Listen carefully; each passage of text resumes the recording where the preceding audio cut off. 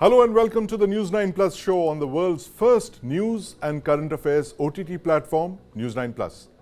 Tesla chief Elon Musk has postponed his visit to India, citing very heavy Tesla obligations. He was expected to arrive here on the 22nd of April and announce $2 billion worth of investments in India.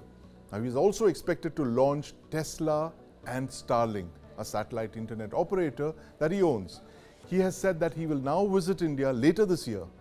Tesla is seeing troubled times in the US. It's fired 10% of its workforce. There are high-level exits, including VP Public Policy Rohan Patel, who was driving the India plan. And there are growing concerns now over Starlink's financial health. So is India the lifeline that Musk is looking for? Is India ready for Tesla? And did the government time its liberalization of the FDI rules with Elon Musk's visit? Has Elon Musk's postponement of India visit have something to do with the incentives he sought from the Indian government for manufacturing in India? And Starlink finally has been trying to offer its services in India. The breakthrough came this week when the government of India gave its nod in principle. What will be the impact of this on the internet services that Starlink offers? Joining me to discuss this today are Abhijeet Sinha, Project Director, Ease of Doing Business, Sandeep Aggarwal, former Vice President, PhD, Chambers of Commerce, and my colleagues Karthik Malhotra and Justin Thomas. Karthik, I want to start by asking you this. Elon Musk postponed his visit to India. What's the reason for it? Was it the troubles back home? Tesla is not having a bull run, if I can say it, this year. 2024 is annus horribilis for him. Right. So, Sandeep, I think, it'll be in the realm of part speculation, but permit me to speculate a little on your show. Yeah. I believe there are heavy obligations, as Elon Musk himself has mentioned, and the nature or the sort of weight of these heavy obligations is fairly enormous. Right. Now, look at the US electric vehicle industry. It has grown on a year-on-year basis for the Jan to March quarter at about a little over 2%, 2.6% or so. In the same period, Tesla's own market share in the US has come down from about 62% to about 51%. Now, this very clearly indicates that even though the market is not growing as fast as it was expected to, yet in a growing market, Tesla's own market share has declined. And this declined market share has been captured to some extent by BYD, which we know is a low-cost Chinese electric vehicle manufacturer. But BYD is not the only one. And remember, BYD in fact forced Tesla to cut prices last year. But in addition to BYD, you also have the likes of Hyundai and Kia and the old American competitors, including Ford, which are all growing in double digits when it comes to electric vehicle sales in the US. So this is one part of Elon Musk's problem. The second problem really is, the Cybertruck has failed, and the Cybertruck there are recalls which have been reported. And in fact, a gentleman who bought the Cybertruck for about $80,000 took it for a wash, and it became the world's most expensive brick, because he could do nothing to reignite that Cybertruck. So the Cybertruck is the second part of Elon Musk's problems right now. The third part is his own payout. He's expecting a $56 billion payout, which the Delaware court had rejected. And looks like a retort to that. So Elon Musk wants to move the Tesla headquarters from Delaware to Texas. Absolutely. So this is the third problem. Karthik, sorry to interrupt you there. 56 billion would be like the GDP of several small countries. You're right. And in fact, it is 56 unicorns, right? So it is a unicorn startup 56 times over. So it's a large payout, which the board has not yet approved. And that's a legal battle which Elon Musk is fighting right now. So these are some of the challenges which Elon Musk is facing domestically. In the international market, his sales in China have plummeted. And China, incidentally, sells a much higher number of electric vehicles despite the recent slowdown in China than the US. So one of the key markets outside of US where Elon Musk was selling Tesla has actually slowed down for Tesla. Absolutely. I mean, future is not looking very bright and rosy for Elon Musk the way it did last year. 2024 seems to be a year of troubles for And that seems to obviously been playing on the P&L as well, and which is why you're seeing these very, very radical decisions of knocking off almost 14,000 jobs, 10% of about 140,000 people housed in Tesla. That's about 14,000 job losses, direct job losses. Actually, thanks for setting that up, Karthik. And you know, Justin, before I come to you, you've done a great documentary on Elon Musk. You've been following his career very closely over the last 2 years. But I want to bring in Mr. Abhijeet Sinha. Mr. Sinha, welcome to the News9 Plus show. I have to ask you this. Does Tesla need India, or does India need Tesla, or is it a win-win for both? I think if I would answer it in the way it has happened from the beginning, a lot of visits has happened Yes. from Tesla side to India, and a lot of speculations were coined up that they'll come, they'll not come, they want us to Right, decrease right. our shutdown and the tax heaven or something like that. Right. But finally, when the new EV policy came out, Yes. and people saw there was no trace or there was no special treatment of any such to Tesla Right, only. right. It was for Kia, it was for BMW, it was for Mercedes. Yes. And it is for any company who is looking at India as a destination for manufacturing. Right. And to make it a destination for manufacturing, Yes. we did not even compromise that any sort, because if you will look at the way they have to do the homologation between 3 years and then 5 years, 25% to 50% of component. Right. That to start manufacturing here, they have to give a bank guarantee for the investment that they're going to do 200, 300 million.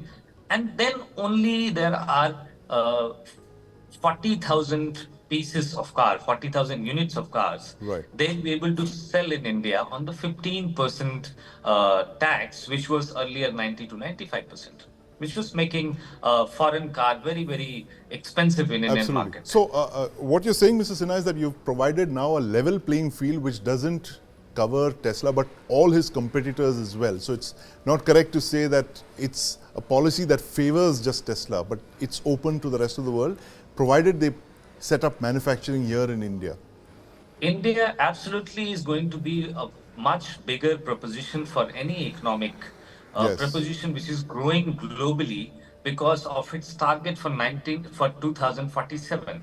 Right. And if you look at the 2047 aim of India, India will achieve and attempt everything which they have not even attempted in last 75 years. Right.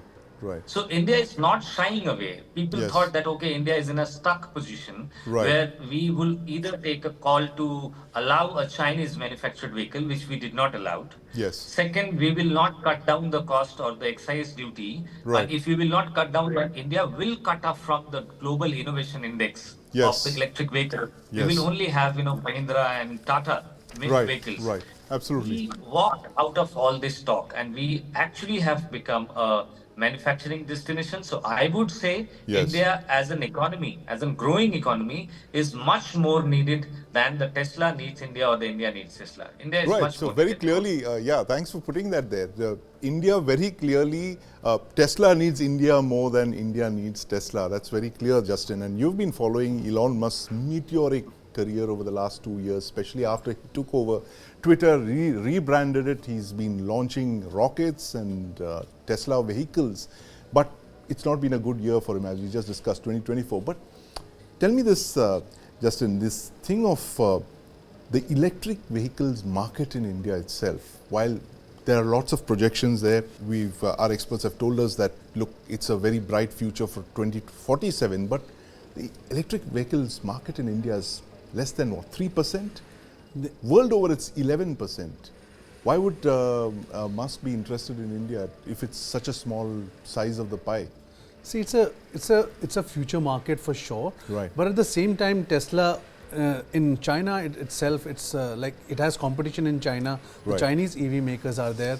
But the biggest crucial point that he's losing out is on battery, lithium. Right. So lithium, which is required, 70% is processed in China. Yeah. The EV battery, 60% is made in China. Right. So India eventually has to find Tesla has to eventually find a separate market Right. where it can, which is at the nascent stage, but at the same time is able to get some lithium, because India has found some lithium recently. Right. And also India Right. is also importing from alternative countries other than China. Right. So when you come to the Indian market, we are seeing that it's only about less than 3%. But in next 5 years, it's expected to grow about 20%. Right. So the whole point is that India is pushing to that carbon free.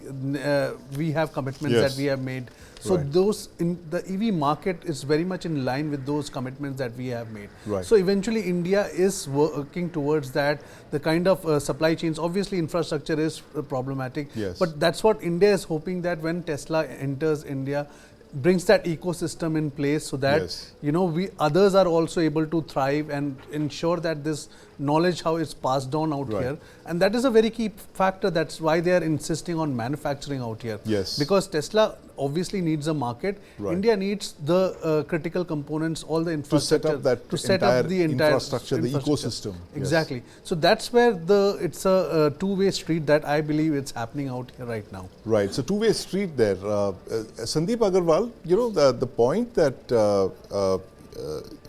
Mr. Sinha made, the fact that India is leveraging its market as one of the biggest potential electric vehicles market in the world, not just to attract Elon Musk, but the other competitors as well. And I'm fully aware of the fact that the FDI rules do not apply to countries which share a geographical border with India, meaning China. Clearly, Pakistan is not in the EV market race. But how do you see this India, the India plus one, the China plus one playing out in the context of Tesla? That he's not had much of a breakthrough in China because China has got its own BYDs and it's got a million other EV manufacturers. Do you think he can come into India now and become in India what he planned to do once in China? Actually, I would say that Tesla made a huge gamble on China. Yeah. And they should have actually come to India earlier. Right. And but they were hoping for too many benefits too soon, without committing themselves anywhere. Right. It seemed foolish because they would have invested anyways. Yes. Because they cannot put up a plant manufacturing in India. If they were hoping that they will sell Chinese-made vehicles in India, Right. that was a huge hope actually. Yes. And now considering that they have understood their fault, Right. so they are looking at the Indian market. Indian market with Gadkariji's policy of scrapping old vehicles Yes. and getting new vehicles on the road actually will benefit the EV sector much more than anybody else. Even Right. the diesel sector will anyway lose out, but Yes. even the petrol vehicles or the hybrid vehicles will get benefits only if the EV manufacturers are not able to bring in new and improved models, Right. and in all categories. So coming of Tesla in India is going to ensure at least that the top end and the exclusive side of the segments Right. are well covered. Yes. And there is a better competition because even companies like BMW or Mercedes-Benz, they are also coming up with their EV vehicles. Right. And so everybody is coming, and with the reduction in duty for those who will start manufacturing in India from 100% to 15%, basically means that anybody who will not put up a plant in India Right. is not going to sell in India. Absolutely. And in fact, Karthik, this point that Mr. Aggarwal was making, is it too little too late for Tesla? I mean, he made the wrong choice, obviously, but why would you blame him? Why, I mean, given the kind of regulations that were in place for China, it was a far more attractive market for him to bet on than India was, say, a decade ago. No, you're right. I think, and what the Indian government is trying to do right now is Yeah. exactly what China did about a decade earlier, Absolutely. right? By way of Right. exciting the players outside, Yes, by to way come of and luring them invest with and- these import Yes. structures, etc. I believe, the Indian government has, up until now, been very Yeah. protective of the domestic auto industry. Yes. And there's a reason for that. the kind of job creation, the kind of factories, the kind of large capex investments that the auto players make, and pretty much, the sale of the auto four-wheeler car segment, passenger vehicle segment is pretty much a reflection of the Indian economy. It is one of the high-frequency indicators that you use to gauge the health of the economy, right? Yes. So up until now, we've been very protective of our own domestic auto industry. Right. Right. Now, even with this new EV policy, we are still keeping the interest of the domestic auto players very, very safe. Yes. Simply because this EV policy and this 15% tax on importing fully built units of cars is applicable only if the price of the car, including freight, is $35,000 and above. Right. And there's a cap on that as well. The cap is 8,000 vehicles a year for a maximum of 5 years. So honestly, Elon Musk would be able to import from Germany, we believe, where the manufacturing is happening right now, because we don't want Chinese-made Teslas to come to India. So the German-made Teslas will come to India, and he'll be able to sell no more than 40,000 units of that. Right. Now, what you mentioned in your opening, Sandeep, is to do with Rohan Patel's exit. And Rohan Patel was not just instrumental in perhaps lobbying with the Indian government to have this more attractive tax structure, but was also somebody who was spearheading the low-cost Tesla project. The $25,000. So the idea really was the $20,000 Tesla, $24,000 Tesla, which would cost about 20 lakh rupees when converted, in $23, $24 terms. You would really look at a low-cost Tesla which would compete with the likes of what the Tata Motors or MG would be making in India, MG in partnership with JSW, Tata Motors standalone, right? So the idea was that a low-cost Tesla, maybe a Model 2 or a like, would be made in India for the Indian market. But it seems that was a plan that Elon Musk in any case decided to do away with. Right. Now, Rohan Patel's exit also coming just days ahead. I think 15th April is when he resigned. Just days ahead of Elon Musk's visit here. Coupled with all the problems that Elon Musk is facing in US, in the rest of the world. Starlink and all his other problems. Absolutely. So, I'm just beginning to fear that, this indefinite delay. Right. It's not a delay by a week. It's not a delay by a month. Right. It's this indefinite sort of a delay giving Elon Musk some cold feet about the $2 billion, $3 billion investment that he wants to make in India. Right. So, that is another angle that I think we should explore with the experts here. That could Elon Musk right now be looking at doubling down on German investments? Could Elon Musk be looking at virgin markets for Tesla, but not as much for electric vehicles like Vietnam, where you have VinFast? And VinFast is producing the lower cost, lower end electric vehicles. China already is producing the BYDs. So you've got one ecosystem, thriving ecosystem of electric mobility in China. You have another one in Vietnam. India is yet to, because of the numbers, the low penetration, 2.3% or so of all the cars sold last year. And it's a mammoth 4 million cars. We sold almost 40 lakh vehicles. Only 2.3% of that were electric.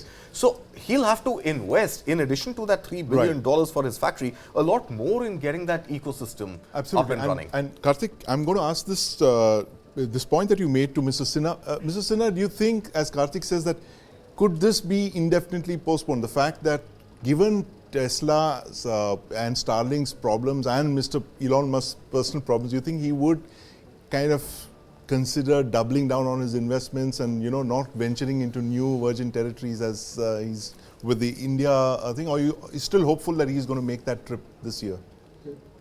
I think I'm at the other side. I'm not looking at it that it may got permanently postponed, but I look at the other side, which we may not be accounting here. We are only looking in the discussion, the market of EV in India currently. But we are forgetting 4 or 5 facts, which I want to bring into your notice, and I'm sure that his team also must have noticed. India is also globally now second largest road network. Right. India is also second largest bus manufacturer currently, and third largest truck manufacturer. Right. India is growing at a speed of 8.4%. India currently it's a 3.8 trillion economy. Right. India's first trillion took us 67 years. India's second trillion has took us only 8 years. India's third trillion has took us only 3 years, and fourth trillion is less than 3 years. At this space, what we are growing, if any person, any individual who has born in India after 2000 is expected to spend around $240,000 per person in his lifetime. And if I multiply my population in 2047, 1.68 crore, then I turn around somewhere around $35 trillion economy. Right. And this $35 trillion economy has a very strong trade with a net zero decarbonization. This net zero decarbonization is based on the Indian not only car market, but also globalized hydrogen and electric truck market, complete 100% geo specialization and assetization, complete economic globalization. And all of this, if you sum up together, India is becoming on its own feet to offer a very good destination for manufacturing. It's not going to be a tax heaven, but it is going to be a manufacturing heaven for many of the companies. Yeah, thank you, So Mr. they Sinha, for must putting be that in considering this. perspective. Yeah, India will be a manufacturing haven, not a tax haven, as many manufacturers want it to be. But Elon Musk has no option but to come to India in the short run. And because India is going to be the manufacturing powerhouse, as our delegates have just told us, our speakers have just told us. But thank you very much, gentlemen, for joining us this evening, my colleagues Karthik and Justin. Maldives President Mohamed Muizzu won a landslide victory in the parliamentary elections. The 45-year-old People's National Congress decimated its pro-India rival to secure an ironclad two-thirds majority in Sunday's polls. There are 93 members in that assembly. Now, will this victory help Muizzu deliver on a promise to return the island nation to Beijing's orbit? He had run an India out campaign to win both the presidential election and now the parliamentary election. Will this win embolden him? When Muizzu was elected, he called India his closest ally.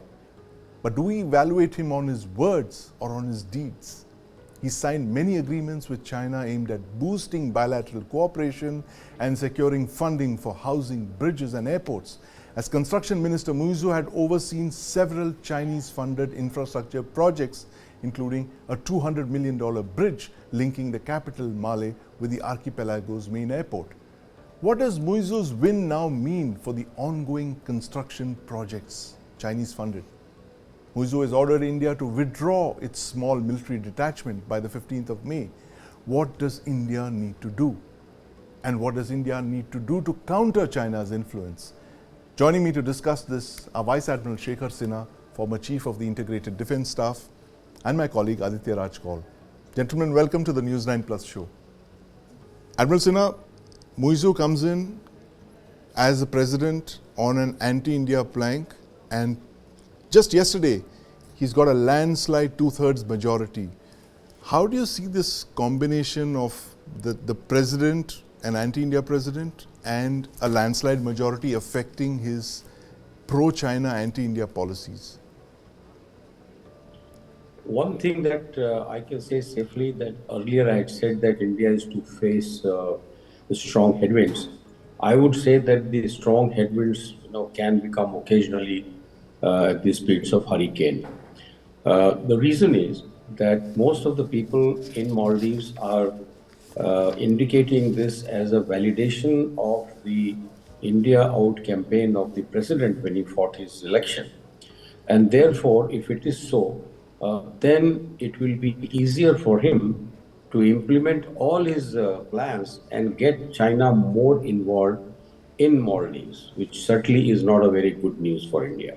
Right. What we have to do, possibly, one act has already been done. The Honorable External Affairs Minister, he mentioned that all the agreements will stand, mainly on account of food and oil and petrol, pharmaceutical.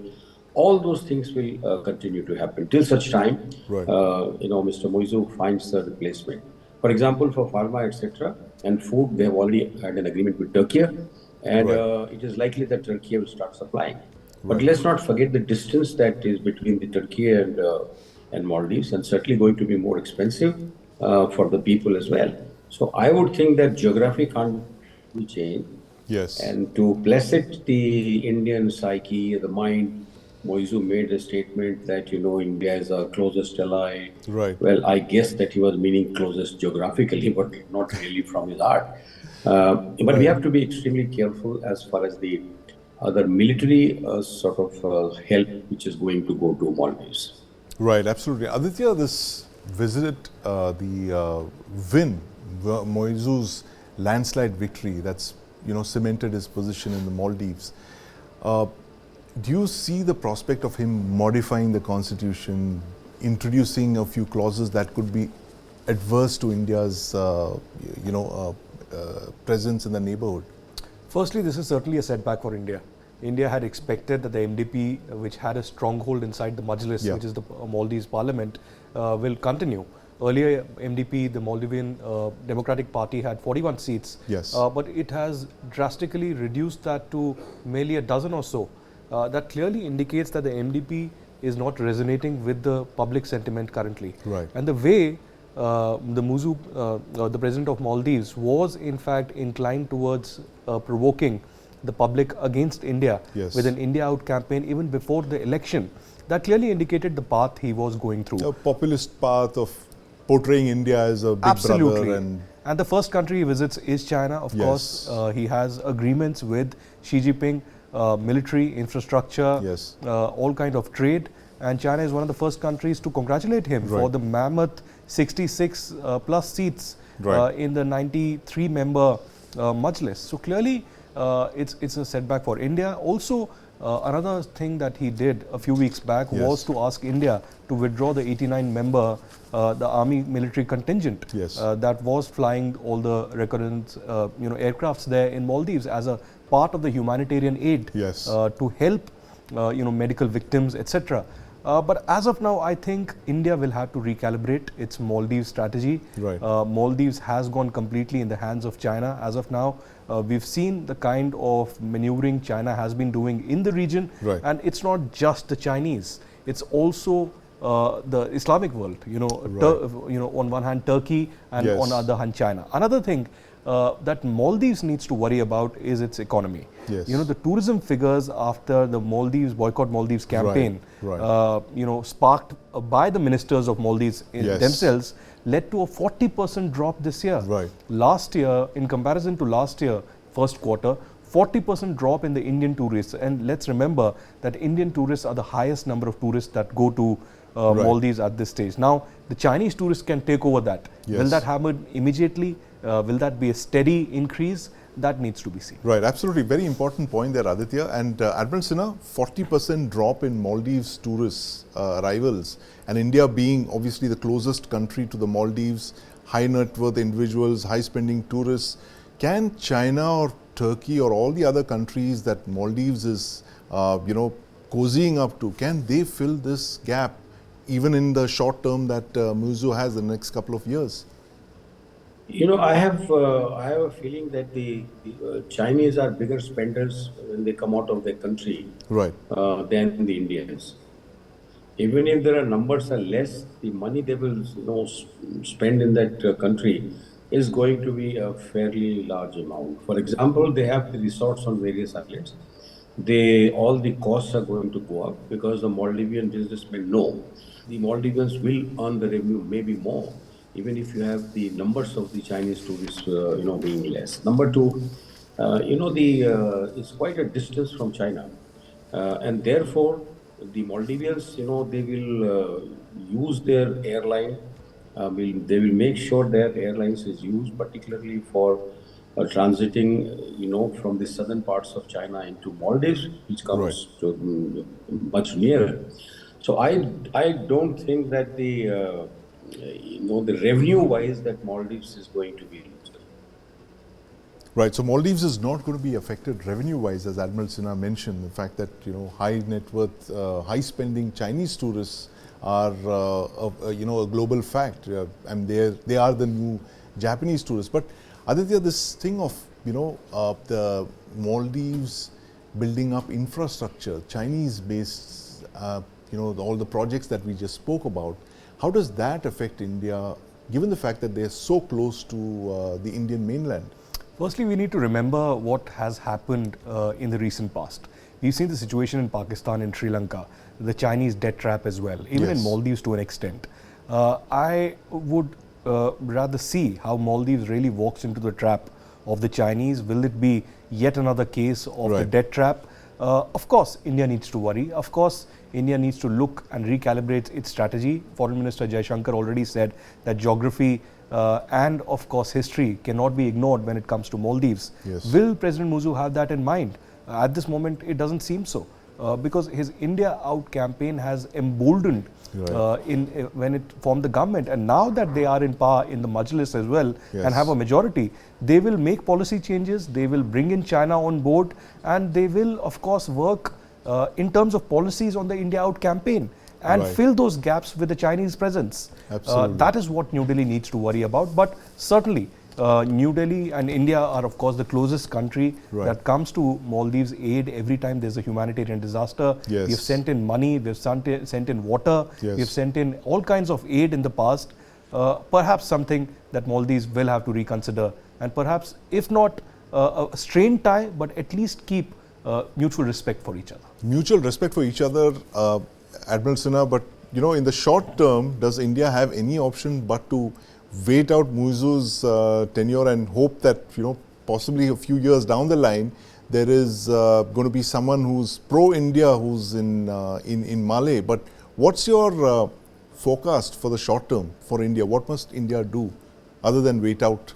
Yeah, my firm belief is that India's policy of neighborhood first, it must be maintained. Whatever aid, whatever support that we are giving the Maldivians, that should continue. We shouldn't punish a country which is so small and so dependent. What we have to do is we have to create defenses or the infrastructure which is required should the Chinese come as close as they were trying to do during President Yamin's time. And I'm particularly like to mention the Hanimadu Island, where there is an international runway, and it was supposed to fall into the hands of Chinese. It was really by when the present EM was foreign secretary.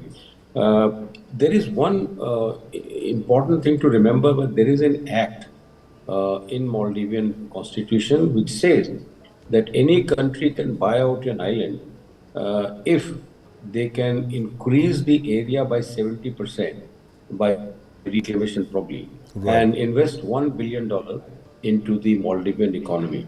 Now, this is absolutely tailor-made for the Chinese, and it was made for this reason. In fact, the Majlis was not in full strength when this was rushed through the Majlis and made into an act. I suspect that it was not even having the two-thirds majority which is required. So, if that happens, and China actually makes use of that in islands that I just mentioned, and fortunately that runway has already been extended by an Indian company in the last 5 years, and hopefully some surveillance radars have been put. But if the Chinese put a surveillance radar, Sandeep, they have reversed engineered green pine radar of the Israelis, which has a range of 600 kilometers plus. They will be able to monitor all the aerial activities of Southern Peninsula, which is as good as a disaster for our country. Oh, absolutely. And it's got a lot of strategic value. And I would very strongly feel that if that act is still valid, we should bid and buy that island for $1 billion. And, maybe, pay them in 2, 3, 4, 5 installments or whatever. Because the strategic importance is so high that we can ill afford to let it go out of our hands. Right, absolutely. And that's really frightening, Admiral Sinha, what you just mentioned. And Aditya, the point of what Admiral Sinha said, that if a Chinese base were to come up there, especially a radar as sophisticated as the Green Pine radar, that gives China complete coverage over the southern Indian peninsula, covering all aircraft activity. And this was an area that we thought was far away from the Chinese, and the Navy had that advantage over China, the fact that they were only on the land borders. But with their entry into the Maldives, Admiral Sinha, correct me if I'm wrong, that would mean the Chinese would be on our on peninsular India as well, which was practically uncontested by Chinese presence. No, you're right, Sandeep. You're right. Sometime back, I had written that it is going to reduce or restrict the maneuvering space of the Indian Navy in this part of the world. That is number one. The bigger challenge is that China has already armed Pakistan with all sorts of weapons, including the frigates have started coming, Yes. the submarines have started coming, Right. and they will use this opportunity to fill in the void which is created by the Indian Navy having to withdraw, both for flying and also for the hydrographic survey. Right. I'm quite certain that the Pakistani Navy will suggest, they will offer this help under the aegis of the PLA. Yes. And they might get to start doing surveillance duties, EEZ patrolling. Right. And it means that we will have to share EEZ patrolling with the Pakistani Navy if it happens, particularly in the islands which are like Minicoy. Right. Only 140 kilometers from the Animadi Island. Right, which possibly explains, Aditya, why the Indian Navy speedily reactivated its bases in the Lakshadweep, as Admiral Sinha was mentioning, that they're so close to our bases. But the old chestnut, Aditya, what we used to discuss a few years back of the string of pearls, do you sense that what Admiral Sinha just mentioned, that with they've already been supplying so many submarines and warships to the Pakistan Navy, they've got a submarine base in Bangladesh, they've built a submarine base in Bangladesh for the Bangladeshi Navy, they've supplied submarines there, and now you have Maldives as the southern linchpin of this string of pearls. Do you see that coming closer and closer? A lot of absolutely discomfort. I think this has been the strategy of China for some time, to encircle India in a way, to of course have their not exactly troops, but their intelligence, their equipment in place around Pakistan, Bangladesh, now with Afghanistan as well, Yes. Closely coming in with the Taliban. And of course, we've seen often the spy ship of the Chinese also moving around Yes. Sri Lanka and Maldives. India will have to be vigilant in these times, but at the same time, debt trap is very significant and important. Right. As of now, I think India will have to maintain and balance relations with Maldives. Yes. It does not have an immediate solution to what the internal domestic political concerns and results that have shaped the Maldives policy, Right. but to wait and watch how things unfold. A few weeks back, after the Boycott Maldives campaign, there was a balancing out by the president. Yes. Will that happen again? Will have to be watched very closely. Right. But Dr. Jaishankar has maintained that the policy and pro-Maldives stance will continue as of now. We'll have to see after the new election and the government comes to power in New Delhi, Right. how will they recalibrate their policy towards Maldives? How will they recalibrate their policy to the Maldives? So thank you very much, Admiral Sinha, for that rundown on advantage Beijing as it seems to have unfolded in the Maldives with this brute majority that President Muizzu has got. And it's certainly time for New Delhi to be vigilant, and of course this is going to be top of the priority list for the new government as it is sworn in June of this year. But thank you very much for joining us, gentlemen, this evening to talk about advantage Beijing in the Maldives.